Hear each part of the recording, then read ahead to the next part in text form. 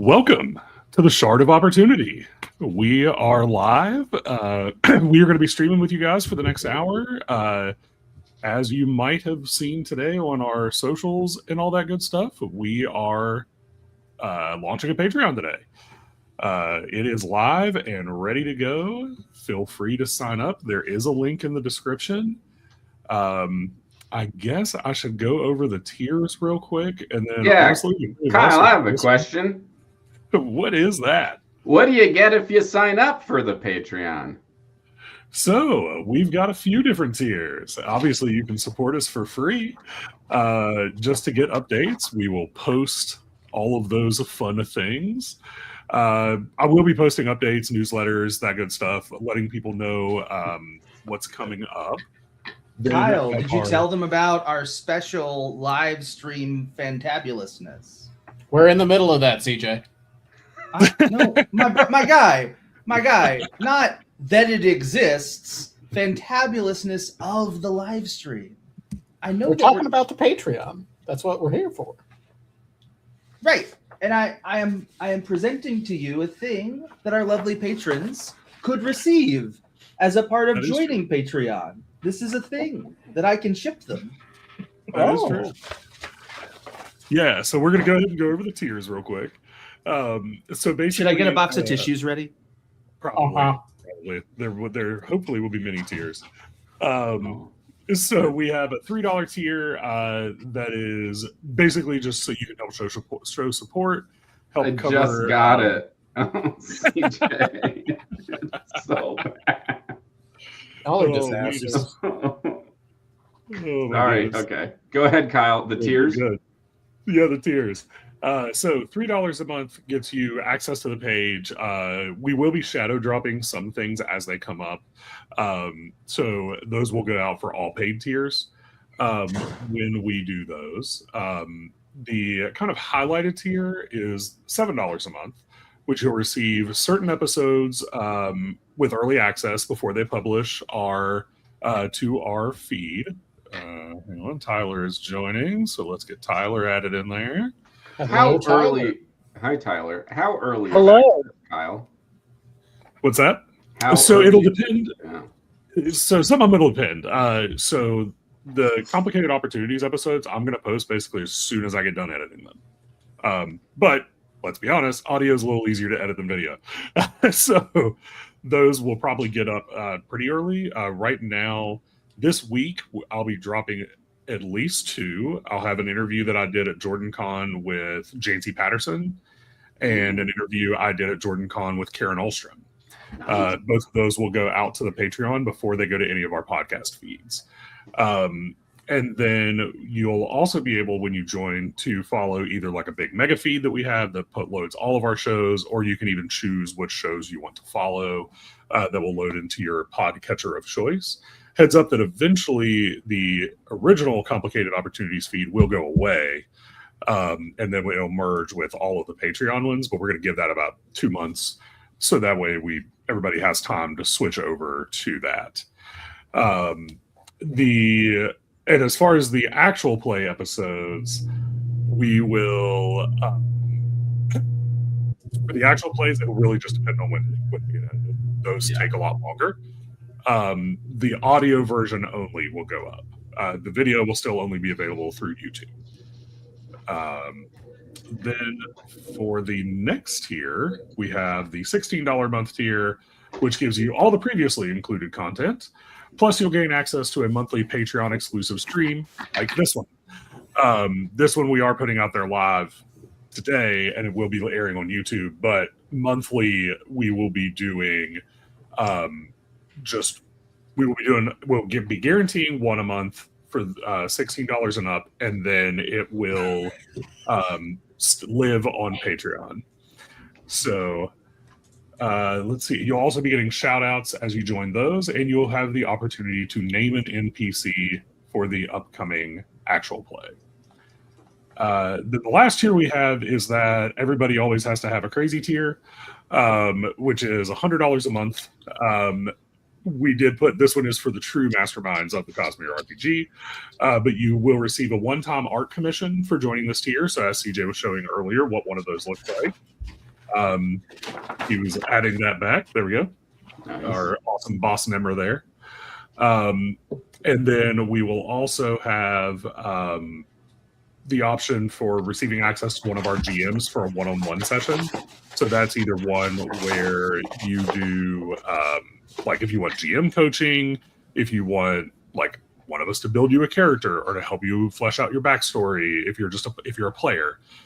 So there's opportunities for players and or GMs to get advice from any of the GMs, which I think are this is all of them. So all 6 of us are on the screen right now. So how about that? So far. Correct. We can always have other people. Krishna has GM'd one episode. Yeah, the and Halloween Missing episode. out. Yeah. So we could get her in the rotation as well. Which she does come up with some awesome character backstories. So you could also even have one-on-ones with players to come up with some backstories and stuff like that. Yeah, like what if I have a cool idea for a character, Kyle? Like, does this tier help me flesh that out and like figure out how to mechanically bring this to the Cosmere? Ripid? Absolutely. We have plenty of our GMs or players that do love to help maximize players, help optimize builds. We joke about the 100 or so characters I've built on Demiplane. And then Doc is always coming up with some crazy builds and whatnot that he can have. So, yeah. That really runs through all of the tiers. We do already have some members, so we will give a shout out to Adonasium, who joined today. We also have, let's see, DJ has joined. Nice, Thank you, nice. DJ. I think DJ's also in the chat. Thank you, DJ. Thank you so much. Whoa. And we'll shout out Carson and 2 of the people on the stream. Doc and Irving both joined today. Yeah. Money laundering. Irving. Money laundering. I Yes. signed up free. No money laundering. Yeah, they were in the free tier. And then Oh, Alyssa okay, Dixon okay. also joined as well. So yeah, that's really all of the like business stuff to get out of the way at first. But yeah, so anybody else have any other things about the tiers they wanted to go over? Then we can Only also- that there will be the possibility of expanding things, certainly exclusives that we're thinking about and kind of like we have maybe internally talked about can be now discussed with patrons first to kind of like determine what, you know, is a high desire. And I think that's kind of like one of the major benefits that Patreon serves in general is just kind of like, we have lots of ideas. We talk, you know, CJ's about to talk about all of the different things that we kind of think about and kind of like want to do. But we don't necessarily always have like the direction. And that's kind of what we're hoping that Patreon can give us a little bit is just like, what direction would you like us to go?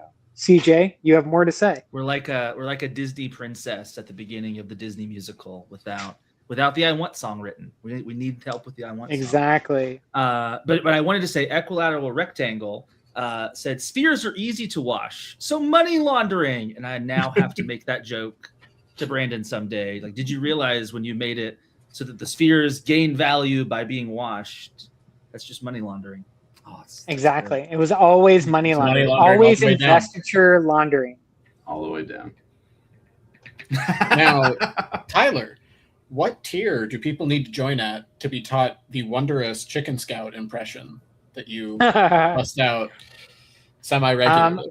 Yeah, I think that's a totally fine tier at the lowest, you know, tier, our $3 tier, which I think is titled the Minion tier.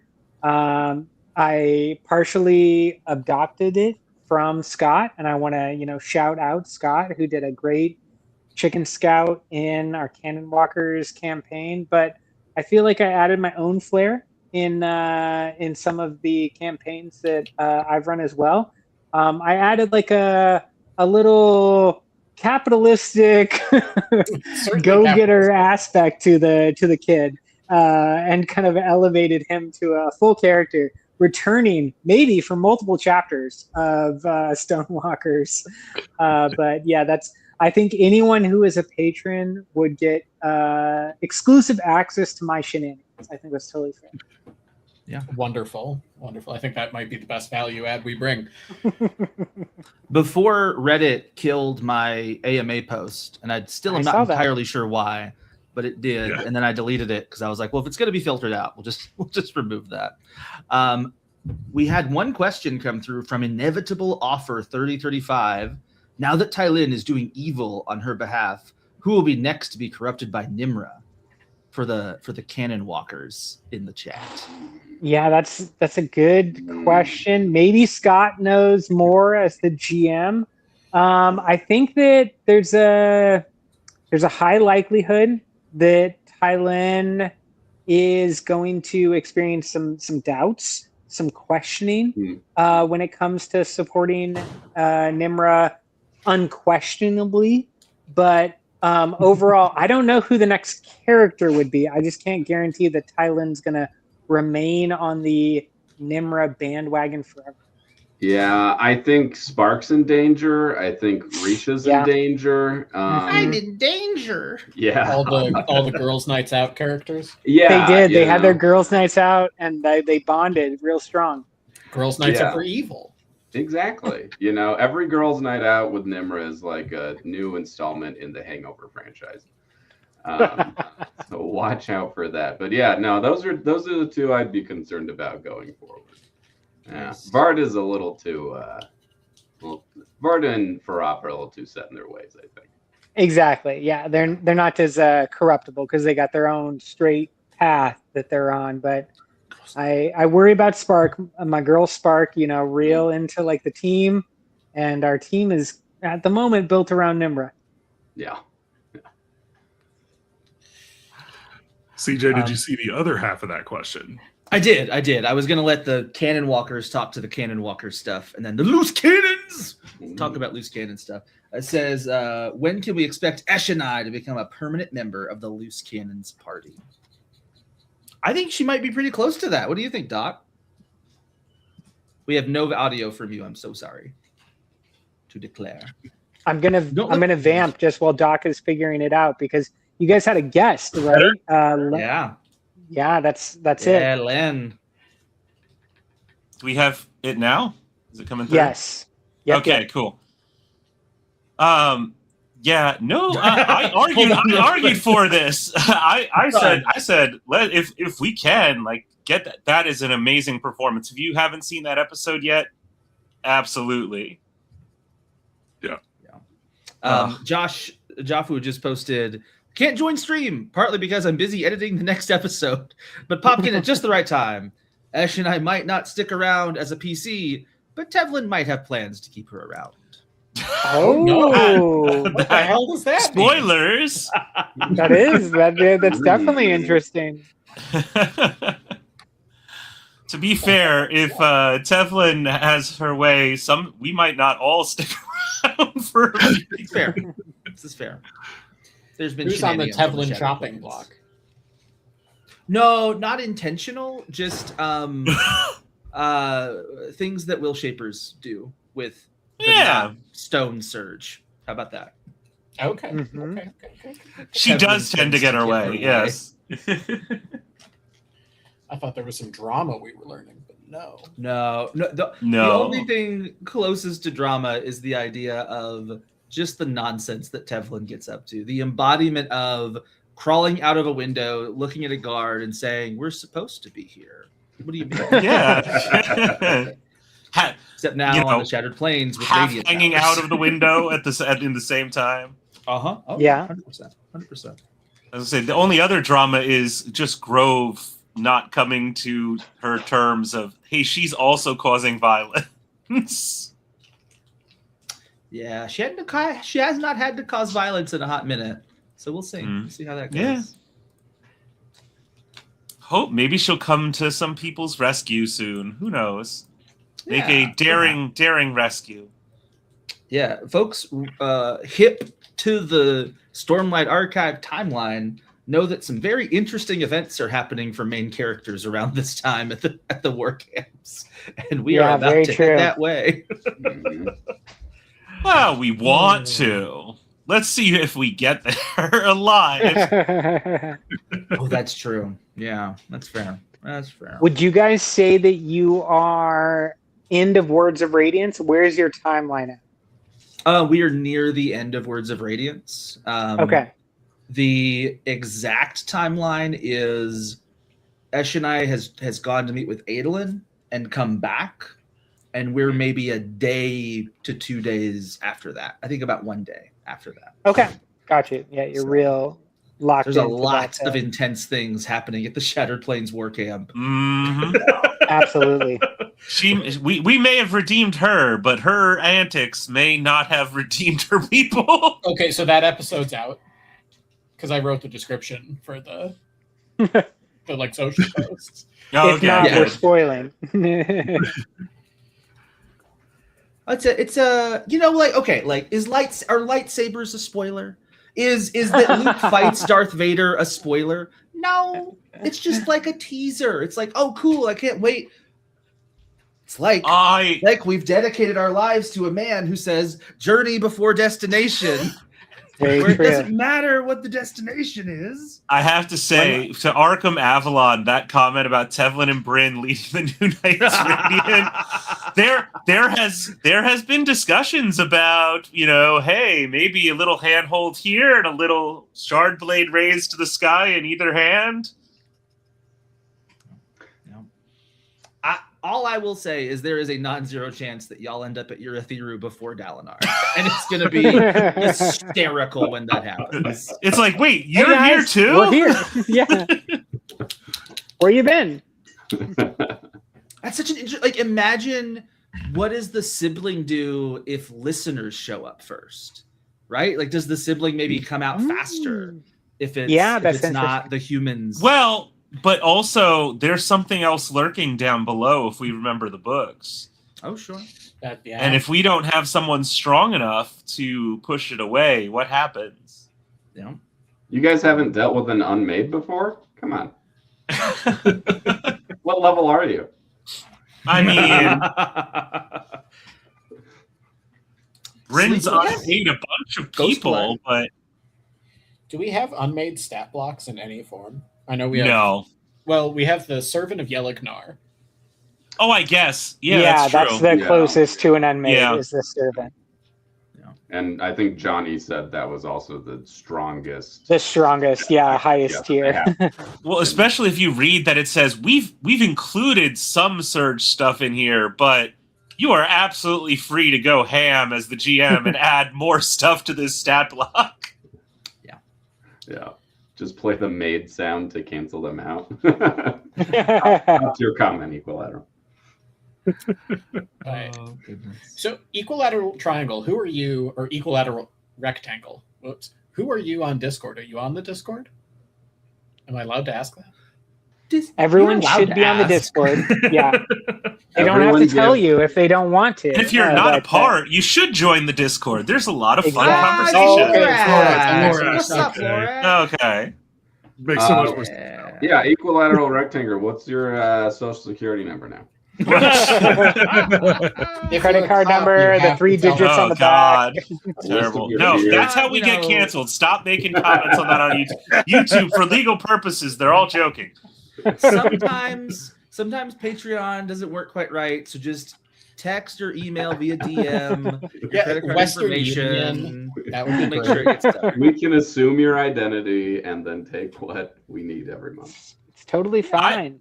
I honestly want to know, CJ, if you have plans to bring the Ghostbloods back. If Jalib's coming back after us anytime soon.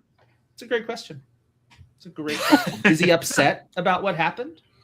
A little upset about the way you talked to him, but who knows? Yeah, maybe. Yeah. I was gonna say I enjoyed. Yeah. Oh, what about the Ghostbloods, Kyler? Well, it's just been a interesting little wrinkle in the last episode that's about to drop for the Cannon Walkers, that we have some more Ghostblood involvement. That Scott only announced in his outro. It wasn't even part of the actual episode. It was just Scott's outro that included I just made this up. It's totally happening right now. The characters nobody knows about it except if you've watched the episode, which is going to drop on Tuesday. We're very excited. Oh, I'm going to have to watch that now. I did something similar. That's fun. That's fun. Where you came up with something and then you put it in your outro and then you completely forgot about it and then Tyler just said it. No, I remembered the whole time. Oh, okay. Skyward from the Discord. Hello, Jason Hawkins 6798. Yeah, I had Hello. they all did. This was I messaged y'all about I was going to have the players come in one at a time for an individual session, and then by the end of it, only one person got to hear Teen run out and be like, "Oh my gosh, that's Eshonai over there. That's so cool!" Ah. I guess we'll find out how they react next time on Dragon Ball Z. I mean, we might have in our home game some people who've joined the Sons of Honor. It's possible. Oh, yeah. We got the question. If not Ghost Bloods, do we see any players trying to join the Sons of Honor if given the opportunity? Amaram's a punk, so no. But does your player know that Amaram's the leader / I guess the head of the Sons of Honor at this point? That's a good point. Right? Oh. That's definitely a good point. We also have a question about Spren GM and how you guys handle Sprens being played by Radians. I know there's a lot of variability, but maybe throw this over to Kyle because I know you guys just talked to Lydia about Spren GM, which was her idea originally. Yeah. So there's a few different ways. So I'll be honest, I'm not the best GM at that. At my table, I very much will just third party mention a Spren getting attracted to a player. And then once the player swears the ideal, to me, it's on the player to interact with their Spren at that point. The thing that Lydia had that was in the handbook at one point and then eventually got edited out mostly because of word count is pretty cool. If you have, so the thing she mentioned was if you have someone who isn't necessarily going to be playing, but they'll be there. So she talked specifically about her partner who doesn't really play tabletop games, but will come along when she is. You could literally give them a list of these are the Spren and these are the people they're bonded to, and have that person role play all of the Spren. But another idea that I heard that was outside of the box, I haven't got to edit this interview yet, but I interviewed Sean Banerjee, who's a game designer, editor, and owns a company that helps fund TTRPGs from underrepresented communities. And I interviewed him at JordanCon. He is playing in a game right now where the different players will play a different player's Spren. So if Tyler both in a campaign, I will play Tyler's Spren and Tyler will play my Spren. So he's like, it's fun because he's playing very stoic warrior Stoneward, but he is also role playing someone else's Cryptic. So, got it. That's actually a really cool idea, and it's one I've bounced around. I like the idea personally of I have some control as the GM, but it is the player's character in a sense. It is a story they want to tell. So you don't want to take away from that and make it something that isn't completely theirs. But also, you need to be there as a GM, and I'm bad at it. I apologize for my players who miss it. I need to be on top of it more often. I do like that, hey, that little poke, hey, does my Spren have anything to say about this? And you're like, oh yeah, they exist. So let me write up a whole thing as all the Spren have something to say about this. Yeah. I object. The law tells us that the Spren in the holy text, we see that the Spren is not a simple being to just agree to the whims of a human. They are an impediment which creates growth. So 1214 or 12214. You gotta tell us more. Let us know about the depths of the Spren. I'm so we mad put someone on the that I ignored that code. I started to alphanumeric that code, and then I went, no, those aren't letters, and then I went past it. So dumb. it was terrible for many reasons, but we can put someone on the hotspot if you would like, because I GM a game that has Irving as one of the PCs, and everyone is a Radiant. Like all of the characters are a Radiant, so everybody has a Spren, which means that like technically I have to play all of the Spren. Irving, how do you think I'm doing at that? And then what like criticisms or recommendations would you have for like how there could be better? I mean, I think it's tough because they're a lovely group of people, but it can be hard to draw them into role playing. And I think particularly when it's hard to get people to feel comfortable role playing at the table, you have to start a little bit zoomed out. And I think that ties into my like you're doing a good job.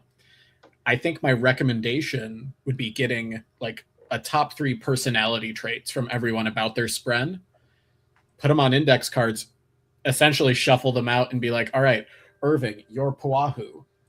Marath, you are Cinder. And just hear your notes. You know, how do you think you feel about a character's actions? It forces role play, but also in a safe way of them not exposing themselves as their character. Yeah. Okay, so you would advise the doc method of like have the characters play the Spren of other PCs. Is that right? Oh, absolutely. I fully intend at my table I'm running. I have a pair of like 2 husbands, and I'm going to force them to play each other's Spren. Ooh, amazing. I do think it also depends on how familiar your players are with the setting. Because, like, you know, in my play group, like, if a Carter had decided to become a Radiant, he would have 0 clue what a Spren would do. Yeah. But, like, you know, at my table, but the rest of the people at my table are all extremely Cosmere aware, and honestly, they probably know how their Spren would react better than I would. So, like, it would really just depend on the table. Yeah. I'm not crazy about making other people role play characters they didn't like originally sign up for. I'm not sure if I like that. Just throwing that out there. I think it's an interesting concept and it might work with some tables, but yeah, I think you need to get consent for it first. Yeah, 100%. Absolutely. I honestly think it's all different tables, right? Like each of these are great ideas. Where it's not consented. Like, yes, you are. You John, have to you play are this. Lift. No, light. no one is John. Never. He showed up. No, everybody is John. We are all John. Everybody is John, and you know. Have you ever played that RPG? You ever one shot? I don't know what game you're talking about. There is a one shot RPG called like Everybody is John or Everyone is Steve. I can't remember the name, but it's made for like to play in one thing, and you're all the different personalities. Like if you ever read what's that book that Brandon wrote? Stephen Leeds or yeah. Oh, the Legion. The Legion stuff. That's essentially what you're doing, and everyone is vying for control of John. There's Grove. Emily, special guest. Everybody, it's Grove. Hold on. Hello. Hold on. I'll fix it. All right, one person is coming in, and I got to go out. So it was wonderful seeing you all, and thank you. Lots more to come, so we'll have more fun in the future. But thank Take you all care, for being Tyler. here. Thanks, Tyler. See you, man. See you, Tyler. Adios, my wayward son. But yeah, that's one of those things where I actually agree with Scott. It depends on the table, and there are just some tables where you really just don't step on someone else's story, and you let them play it. And others will be like, look, GM, take over. I have no clue what I'm doing. I'm going to vibe with you.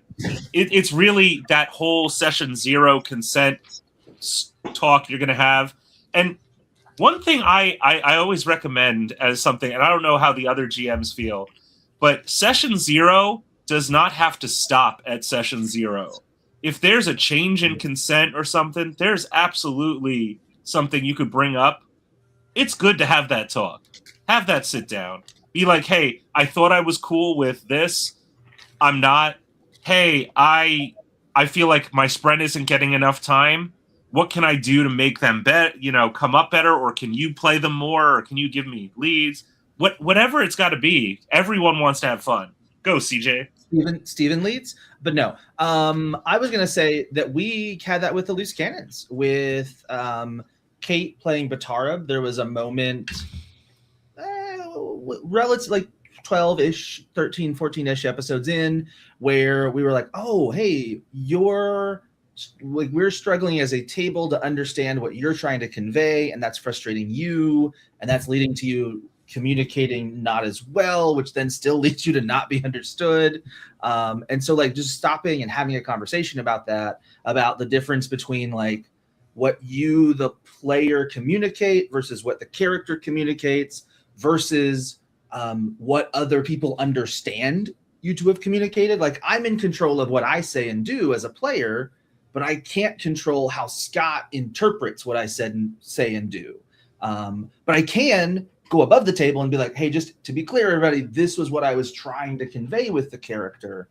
That's super fine. But then if the character, like Scott's character, is still like, I don't know, I think you're lying, and you're like, but I'm not lying. You're like, well, that I can't stop Scott from thinking that, but in character, I can try to make more arguments, etc., to prove I'm not lying. I know that because when I was Jalib, they were evil to me and they did not trust me. And I was like, why? I only took away your memories of our 4 meetings. To be fair, that was some of the best play I had at that session, especially getting to know that I was going to be replaced and just got to leave subtle hints here and there for them to pick up on. Yeah, no, there were lots of subtle hints that. Yep. And they were in a cave, which is crazy. There's not much room over their heads. Now, to the point of Jalib, CJ. Yes. You were telling me a little bit about how you came up with the idea for what he was up to. Do you want to share that maybe with the crowd we have hanging out in the live stream? Sure. What did I tell you? You were talking about the inspiration for how his nonsense was working. Oh, yeah. I was extrapolating because we don't have Mistborn rules. We don't have Malthus rules. But like the essence of homebrew is to take the pattern that we have from what we have and then expand it outward.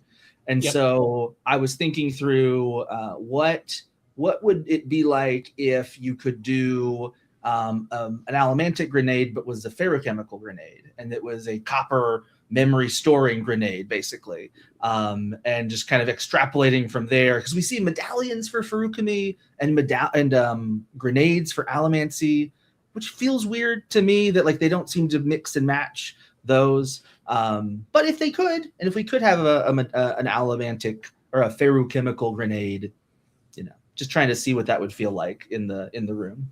Yeah, I think. And then he was betrayed. The poor man was betrayed by the fact that Roshar has moons. What a bastard! I honestly think that's a great reveal, though. Like as a way to help them catch on. Mm-hmm. Yeah. The moon, because Roshar has the 3 moons. So as the night goes on, it's this moon, and then it's this moon, and then it's this moon, and eventually players are like, wait, shouldn't it just be the first moon? What's going on here? Oh, that is both an amazing and a terrible joke. Turned to sheer lunacy to solve the problem. But then the nice thing with that too is Scadrial doesn't have a moon, so that makes sense that that's something Jalib wouldn't pick up on. Yeah, he's a little too new at the process. Oh, Arkham Avalon said Jalib is the goat. Little book. Jalib is the goat. And his little gun swaggering, light weaving, other possibly spiked ally. I would love to play him again, CJ. Who can I replace next? Maybe I've already done it. Maybe. Emily, you stole from Doctor Who that episode. Technically, the episode before. You used the silence thing. Oh, yeah. The marking your hands, yeah. Yeah. Yep. I did. Yep. Honestly, that's great stuff to steal from all the time. All right, since we're talking about Doctor Who, what's everyone's favorite Doctor? That's a cruel statement. Dr. Horrible. He has a PhD in horribleness. I want to say Tenet, but with a huge caveat. I have to go back to Baker. 4 was just classic. Okay, Yeah. I know everyone's gonna pick Who. Fair enough. Yeah, everyone's gonna be like the modern group, and if I had to stick to modern, it is Tenet. But that one speech that what's his name, the older guy made, I'm trying to remember, Capaldi made in the in that war thing with the 2 boxes. Yeah, that speech that's will probably live his on. Best episode. Yeah, that speech is still one of my favorite moments in the whole show. That's interesting, Irving. I would have gone Heaven's. The Heaven Sent is the one that comes to me most often for his best, where he's stuck in the loop. That one was also pretty good. Like To be fair, Ad Nauseam, yes. I know a lot of people who feel the same way, Matt Smith, and they won't apologize for it. No, I'm with Ad Nauseam on this one. I think Matt Smith. I think he got some of the best material to work with personally, and he got to really showcase a lot of levels to the Doctor. Especially with his age, he was able to show the young naivety, but also age up into the more damaged Endor, I've seen it all. And he had a good range. Yeah, I think he had a phenomenal range. What about you, Kyle? That is unfortunately a fandom I know absolutely nothing about. Yeah, you guys talking about Doctor Who? Yeah. I haven't seen a lot of classic Who. I think the last I couldn't do it. There was it was I Is this think the caterpillar? Yes. In the sleeping bag? Yes. In the spaceship? Hang on. Which Doctor was that? How old? Which I want to say that was 4. was it 4? It sounds like it. So the monster was literally just an actor wrapped in a fuzzy blanket, and he was just crawling around on the floor, and it brought me out too much, and I couldn't just look. Classic Who worked with the budget they had, which was a shoestring and some people with makeup canisters. Yeah, blanket, apparently. With her. Why? She's cursed with hyperphantasia. So seeing that monster, that's all the monster is for her now. She doesn't have the benefit of aphantasia and being able to feel the monster while it's off screen. What? I'm with Scott on that one. So Hyperphantasia. She can watch movies in front of her without closing her eyes. Exactly. Exactly. That's how I watch movies too. Scott, out a movie on you, dork. Oh, from her like, memory. Yeah, from memory, from thought. If you're in, No. I didn't realize this was a unique thing, but growing up as a child, I just had original stories that I made up that had like whole plots and everything, and I could see all of it that was how I entertained myself in the car on car trips. Tell them about the girl. Tell them about the girl. About to hear about the girl. Y'all didn't know you were coming to hear about the girl, but y'all about to hear about the girl. Tell them about it. Okay. So there concerned. I don't know. This is like a 6 to 9-year-old child. Okay. I would entertain myself in the car by looking out the window and seeing a girl in a really pretty flowy dress running by the car, and she was just so agile, jumping over obstacles, weaving through trees. Like, I don't know, but I just would watch her, and she. And here I had to put my fingers up and do like the running motion to do like do that when I was bored in the car. Yep, that was me. That was me. Yeah. I couldn't visualize it to the extent that you're talking about, Emily. But yeah, to me, it was a running Jedi who would, with his lightsaber, like cut down everything, like all the poles and all the like dumb signs and stuff as we passed them. Yeah. Sadly, my visualization cuts off at like basic outlines and shadows, maybe some color. I don't get much farther than that. Even like you tell me an apple, and I'm like, I sort of see it. There's a red splotch with like a little green thing picking off like there in front of me, but you can't get. I know there are people who could manipulate it, cut it with a knife, open it, see the seeds, and I'm like, I can't do that. Literally, as you were saying that, I was visualizing all that. Yeah. Like, I envy those people, man. That's such a cool talent. One of my employees and I talk about, like, when we're reading a book, I will be directing the movie in my head. Like, to the point where I've gone back and reread a paragraph because I was pissed off at the way I directed the scene in my head. So then I'll go back. I've done that, and then I've done that with dreams too. I'm like, didn't know. So and then just like You force the dream to replay the scene? That's unpaid labor. Yeah. I think I'm a pretty damn good director. But are you? Wow, Kate with the. But are you a good director? That's your catering. And how is your catering? Lorak asks.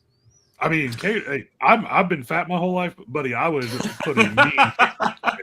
I would trust Kyle's catering. I bet Kate Felt, who plays Batarab, has great catering. Oh, terrible. Tired. But seriously, dreams are actually the reason I was able to prove to people that I have aphantasia, because I can see things in my dreams. And I was like, the thing you're describing, I see when my eyes are closed and I'm dreaming. Yep. But when my eyes are open and I am awake, I am only feeling how it would feel to have seen the thing. Like I am like, yes, I know. Like when you were saying, cut the apple, do the seeds. Like I don't see it, but I am feeling as if I saw it. Yes. Without having to see it. Yep. I know exactly what you mean, CJ. I think you and I might have the exact same level. Yep. That is so real. Like you wake up and you're like, oh man, it was such a cool movie. I kind of know what it was like. Yeah. So Emily, what are Cloudpuff and you going to get up to at the work camps? Who do you want to meet first? You don't know anybody there, but who do you think it would be fun to meet? I don't know. I think she needs to go bite Amaram. That's what she needs to do. Have Cloudpuff just bite him. Do a little bit of that Aladdin and the that one prince who shows up and get attacked by Raja, but have it be Cloudpuff on Amaram. I'm so insulted. I'm not leaving so soon, are you? Good luck marrying her off. Feels very Amaram coded. Lorak says, with all the Patreon riches coming in, who will be the first Shard of Opportunity plush? And why is it Cloudpuff? I mean, I am 100% down, but I don't know what the legal ramifications of that would be. Oh yeah, there are. I don't know. Yeah. Dragonsteel specifically has very. We would not be able to base it off of any official White Spine art, but I don't know if you've noticed, but White Spines are basically just like velociraptors mixed with a crab mixed with whatever would give you spikes like that all over your face. So I feel like we could easily get something that gives the feeling of Cloud Puff that doesn't touch on any official art. With arms and legs in the face. Well, we got the Cloud Puff stickers. That was approved, right? Mm-hmm. I got away with that. Stickers are weird. Yeah. Like there's like very weird specific things Dragonsteel is fine with, and then very specific things they're not fine with. Okay. But again, that's also Maddie's original art of Cloud Puff, not art of a white spine taken from Dragonsteel, right? Like, well, so Brandon, but if the plush is based on Maddie's art and we get Maddie's approval, my lawyer hat says that like people are allowed to have laser swords, right? Like laser swords are not trademarkable, copyrightable. You just can't call them a lightsaber. You can't So we would put it up as a plush that's like Cloud Puff plush, not white spine plush. Yeah. But that's even then like, it's for like specific exactly. Like for specific embroidery, just like this is specifically for like embroidery designs. And I don't know what it all applies to, but I have a friend who can put a pattern onto somebody's Hava, but she can't sell the digital embroidery pattern for pattern. So it gets really specific. Yeah. Going back to the question, I have a similar but related question. We talked about the Patreon, we talked about the tiers, we talked about money. Where is that money going to go? Are we just going to line our pockets with it? Or how are we going to use that money to better the Shard of Opportunity? What a great question, Scott. That is a great question. So, not to go too crazy behind the scenes, but some of it is going to go to like pay some people back that have paid for stuff already. But like, so like hypothetically, let's say we're rolling in that fat Patreon dough. It would go towards helping people get like better equipment. Like if somebody needs to get a new microphone, if somebody needs to get a headset, a ring light, things to make stream quality better. Honestly, like today we're using StreamYard to stream this, which made my life 10 times easier. But I had to sign up for like a free trial because it's like $30 a month. And I didn't want to pay that. So I did a free trial for 7 days. But like having things like that, possibly we've talked about using Riverside to help record easier so we don't have to worry about somebody's hard drive space and trying to get everything dumped into different folders to help speed up editing, stuff like that. And then if there's excess funds, then don't get me wrong, like people don't, I think it's hard to see when you're on a stream how much time people contribute behind the scenes. And hell, I just learned that myself because I picked up and edited 2 episodes of Loose Cannons where normally I'm editing audio. It takes me maybe an hour to edit an episode of Complicated Opportunities. But when I did those 2 episodes of Loose Cannons, the first time was probably 5 hours of editing time. Second time was a lot less once I got, once I was getting used to it and learning how DaVinci Resolve worked. But yeah, I mean, people put a lot of time and money into this. CJ and Krishna really went out of their way to make JordanCon a big success for like the booth, and they paid money out of their pockets to do that for sure. So yeah, like that's where some of that would go. Not to get too crazy. Just to thank all the people in the background who are on camera, sure, but they do way more behind the scenes. Big thank you. Woo! A round of applause. It's round and it's an applause. Good job explaining it. Did I explain it? No, I was defining it. So as a light-eyed man, let me just explain. So with what color are you? I have work. I have to. Usually, y'all are getting some exclusive content. Usually, Josh cuts this out, so y'all get to see in real time CJ going into nonsense land that would otherwise get cut. So, you're welcome. So, I mean, we still have, I don't know what, 10 minutes left. Is there anything that anyone in the chat would want to see? Because as Tyler mentioned, like these tiers will evolve. Right now, there's, time restraints, stuff like that, that prevented us doing as much as we absolutely wanted to do. But, if you put me and CJ and Irving in a room together, we're going to come up with about 35 ideas. So, like, what are some things that the people in chat would actually like to see the Patreon eventually be able to offer? If anyone wants to say anything. But even Scott, Doc, like anything you guys want to see us eventually get to as the Patreon expands and whatnot. I would love to see a world where we have a tier or a system where like one of our GMs is helping someone at home or doing it for them potentially, but like outlining a campaign, like this is what it would look like for a homebrew. And then obviously the more detailed, the more we would figure out what that looks like in terms of a Patreon buy-in. But, that is something that intimidates so many people. But this would be a way to like have a published adventure feel, that you're running out of the box, but you have a little bit more adaptability because you can talk to the person who's writing it, designing it for you as it's going on. And even maybe giving notes or throughout the sessions, things like that. So that'd be really cool.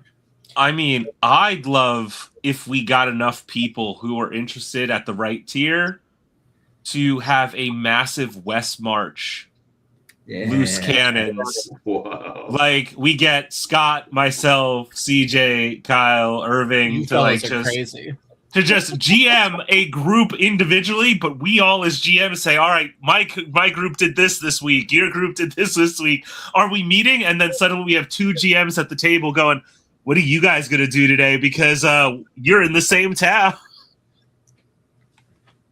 Yeah, I like that. It's ambitious. Massively multiplayer TTRPG. Yep. Ooh, I like that. Yeah, I like the GM notes, session layouts, homebrew talents. Some of that we do have to be a little. I'm sure CJ's lawyer hat will kick in too. Like we do have to be a little particular because of the Cosmere fan content policy. Like there's certain things we cannot put behind a paywall. We can do them. We just can't put them behind a paywall. I could envision a world, and we would talk to Brotherwise, right? But I could envision a world where it's like, when we've hit X dollars per month, we will begin releasing free talents. So it's not, you're not paying for this, you're paying for other things, but then we have the bandwidth to be able to do those things. But obviously we talk to Brotherwise and make sure they were, and that was not a problem, but I think the other option we could probably do is early access too. They're not paying for it. It's free. It's coming out in 3 months, or you could get it now. Yeah, I know. I will say, in terms of like a thing that is going to go on the Patreon as soon as it's ready, and also it's the right time, I have made a specialty for the Hunter path that's pretty setting generic, based off of, Firefly / Star Wars bounty hunters, but I feel like it could also fit in really any setting. So I have that, cooking right now. Yeah. And especially as things like Plot Weaver come along. Oh, Plot Weaver, we're gonna have so much fun with here. Yeah, well, because then Brotherwise is very much like when Plot Weaver's out, as long as stuff is falling under Plot Weaver and it's not Cosmere, they're much more because the IP isn't attached to it. They're a lot more open to being able to publish a lot more adventure type stuff, talents, trees, all that good stuff. Yeah, it has its own open gaming license, which is important. Which is not yet written, to be clear to anyone watching. It's just we know it's going to be open and much easier to use. Johnny's been very clear about that in a lot of different postings and whatnot on Reddit. I gotta say, Irving, what is it about the Hunter class that just makes them fun to write for? Because I also have a Hunter that is more of a hunt them down over the net, so a more futuristic Hunter, so that he can literally, like, if he has access to a computer and rolls really well, he knows what planet you're on, what solar system, the nearest bar, can hack into a computer and mark you as the target right from there. I think there's something about the idea of pointing at a guy and saying, "Hey, that SOB, him."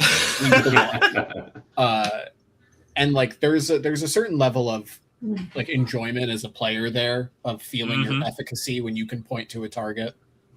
My favorite like little talent I made that is there is like leave no ground, where essentially in the it's more of a group thing where it's like, hey, I marked this guy, I reach out to all my contacts, and based on a series of roles, essentially, the GM gets to decide how my contacts will destroy their resources, so that when we finally catch up to them, like a boss or an enemy that we're chasing, they have less stuff to fight us with.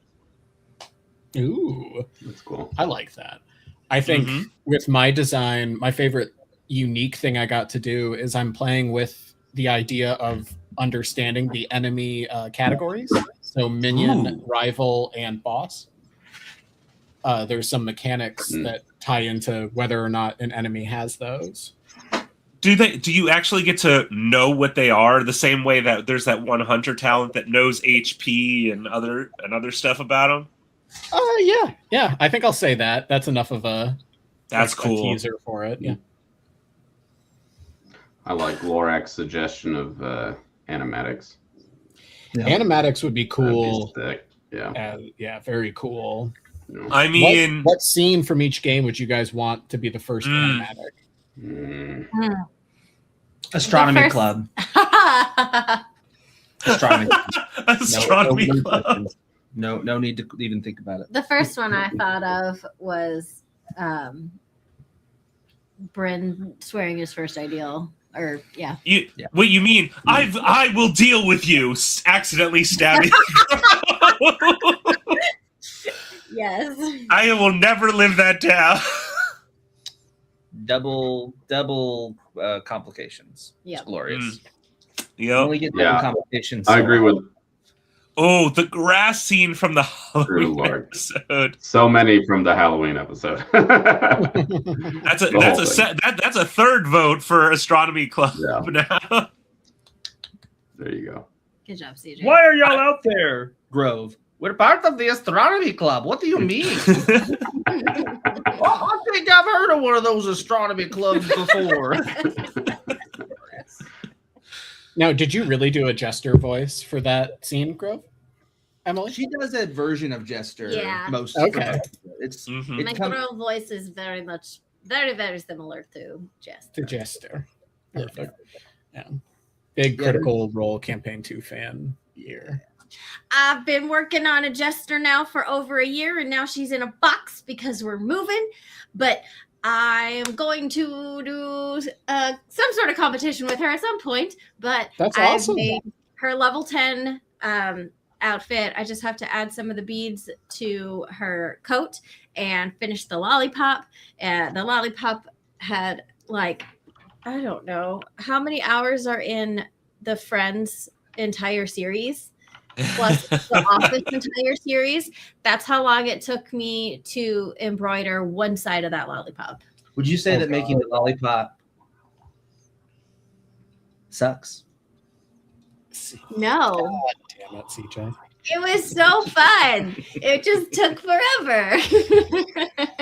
I will say the joy you had showing off your progress every time just before sessions was like. Yeah. Also, is that still the costume I got to see? Yeah. When we went to the event? Yeah, it's a great costume. Thank you. Yep, I made everything. I made the boots. I made the backpack. This is the so. Well, hold on, Emily. Before you start, this is the best time. If anyone doesn't know, Emily is a cosplay artist by trade. Like time to plug. Let's go. What is that username that you use on the TikToks and the Instagram? I'm not on the TikToks anymore, and I'm only technically on What Instagram. is that username? Cosplay the family way. Yeah. Because we cosplay as a family. But don't let anybody don't let her hear me tell anybody that we are cosplay the family way. She's like, no, I am cosplay the family way. And I'm like, but your pitch is we are cosplay the family way. How can Yeah, but she's the head of the Hydra. That is it. Yeah. But their cosplay audacity is a real thing, because the first ever leatherworking project that I decided to do was a full-on backpack. And it's the most beautiful thing in the world. I love it. Yeah. So, and I absolutely want to make a Cloud Puff. I don't think I could convince one of my children to be Cloud Puff, but I want to make a puppet Cloud Puff. Ooh. So Cloud Puff would be more of a prop. Does the backpack fit a red-crusted Briegel? I don't know what a red-crested Briegel is. I feel like it's a reference I should absolutely know, but I don't. It's too late and you've been painting. That is true. That is true. Y'all, it takes so much paint to paint an entire house. I don't know how we haven't talked about this because I'm a painter. Oh, it was a Banjo-Kazooie reference. That was a good reference. I just didn't know that was the type of bird it was. That makes sense. That one, ironically, for a bird that stays in a backpack, did go over my head. And on that note, everyone prone. Wait. I have a different note to end on. No, Okay. No. No. Frickin'. That's fair. Look at that. You sent Scott away. Nice. Alrighty. Well, thank you everybody who is still in the chat for joining. Also, as we will continue to plug on all of our upcoming episodes, I'm sure. There is a link to join the Patreon in the description if you have not joined already. Big shout out to DJ and Lorak, who both joined during the stream. So thank you all very much. We really do appreciate all the support. But yeah, until next time, we will go ahead and see you all down the road. I'm not going to do my normal outro from the podcast. As I say, this is a complicated opportunity. So save that outro, darn it. Good night, everybody. That's some money. Good night, folks. Good night. If anyone wants to join us on Discord for the after show, That's right. Let's get crazy.